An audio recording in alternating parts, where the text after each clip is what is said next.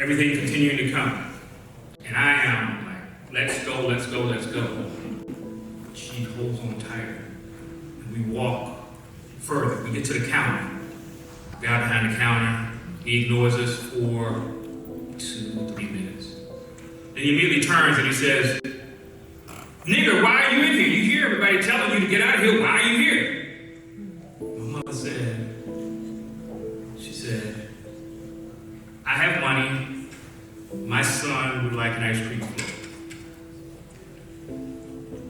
He paused and he turns around and begins to make the ice cream float. And I'm like shaking. And she holds my hand even tighter. And it's looking just like it looked in the picture in the mirror, in the window. And he turns around and he extends it. My mother extends her hand and he throws it on her. Oh. So it's all on the face. Everybody's laughing and just, "Nigga, I told you all to get out of here." My mother wipes the brow. She grabs my hand, we turn around, and we walk out the door. She actually said thank you to the gentleman. We walk out the door. We walk about a block away. And then she kneels down and she says, "I hope in your lifetime that you never have to experience that again." She says, "But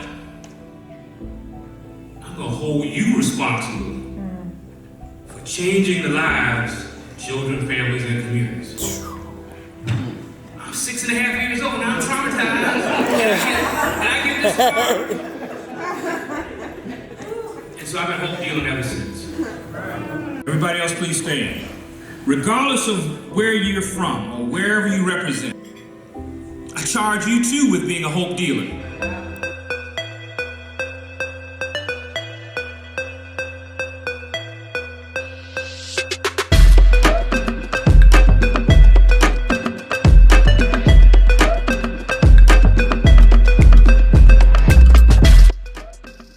What kept you going?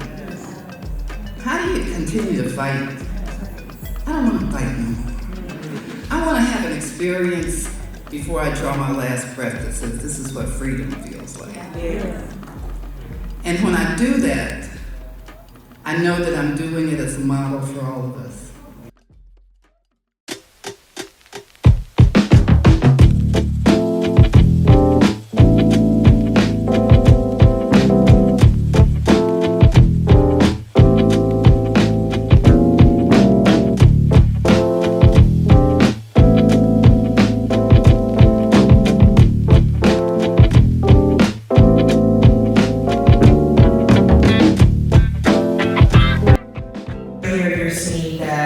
There are nearly 2 times as many Black children being separated from their families as compared to white families.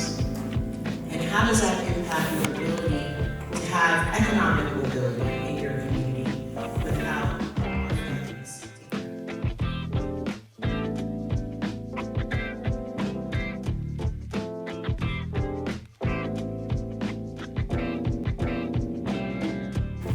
Black families do not abuse and neglect their children at a greater rate than anyone else.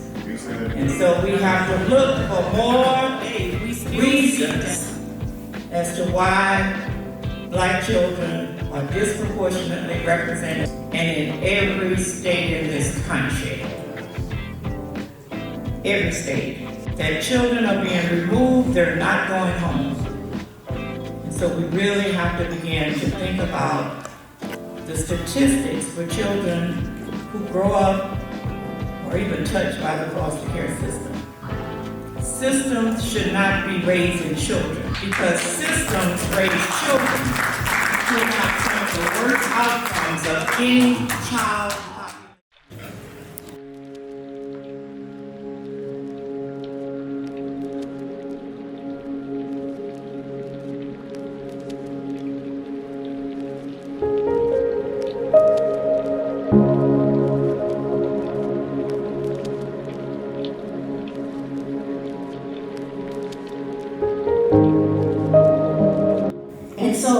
for a moment. This is a little unusual, y'all, but that's what we gonna do. Okay? I would like you just to think about all that you heard and let out a cry, a wail for what is happening and has happened. Now this might be unusual, but just feel it from the depths of your soul. What needs to come out? When they say, makes me wanna holler. So collectively, together, just for a moment, and let them all hear. For a moment, on the count of 3 together, we're gonna holler. We're going to wail for our communities. We're going to let out what has been repressed.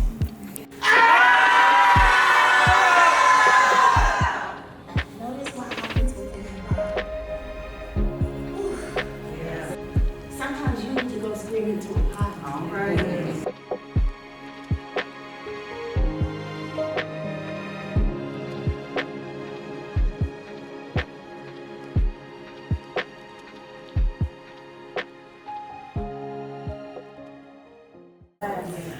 Wade in the water, children. Wade in the water. God's gonna trouble the water. Come on, come along.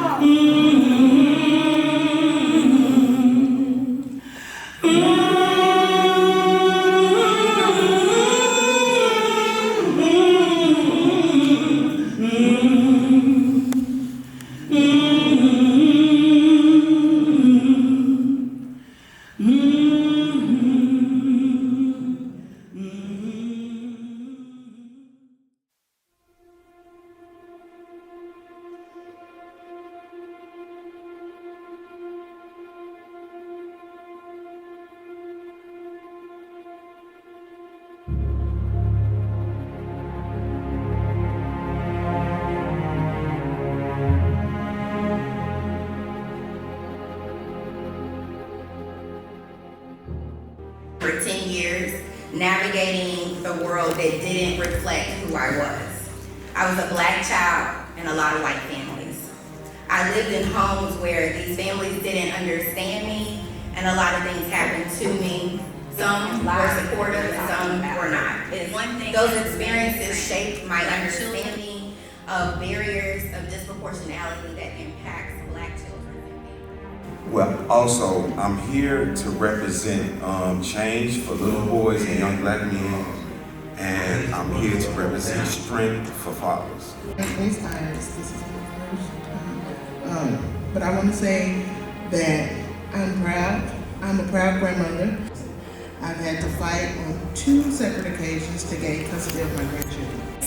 Each family should be looked at with a personal lens. Before you go to the next family, you gotta throw that lens away because you can't look at my family with the same lens. But couldn't locate me, and I've been on my own since then. How old are you?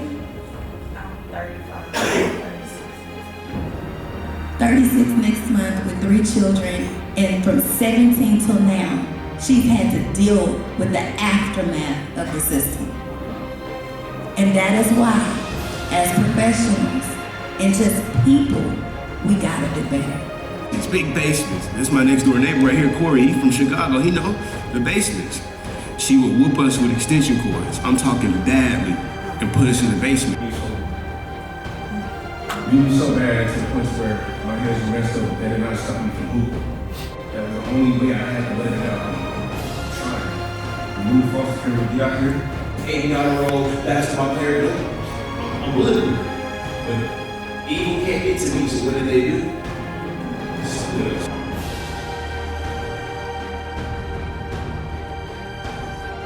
Data just a few moments ago was that many of them had come out of the foster care system.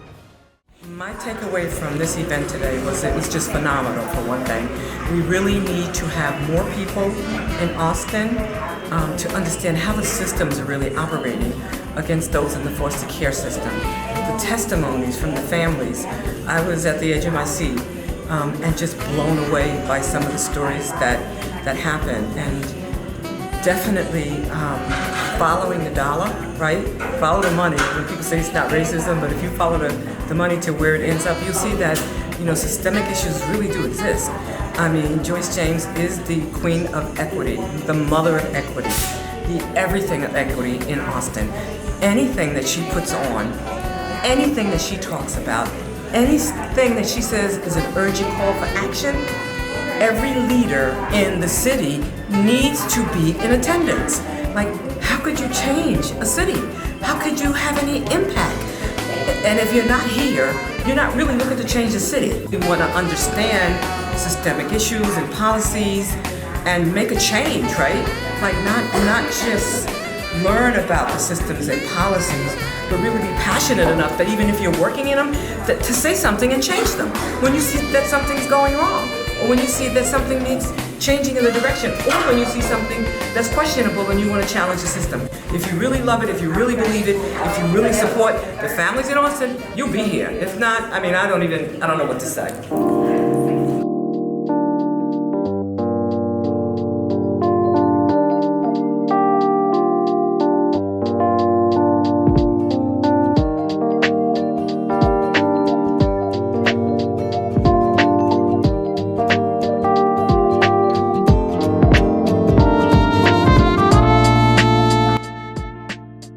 Hello, my name is Nehemiah Pitts III.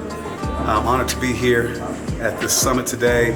I'm very pleased to be the founder of Shining Light Consulting and to be serving as the Digital Inclusion Advisor for Saffron Trust Foundation.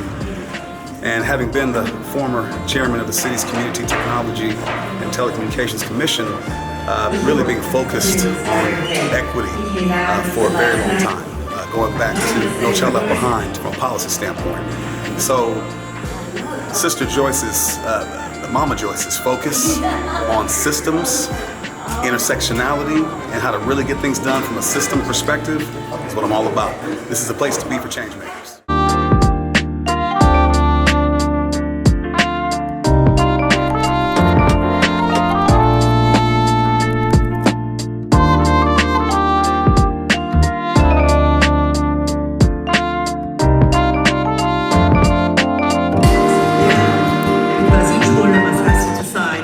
How are we going to live our lives? And what kind of human being are we going to be?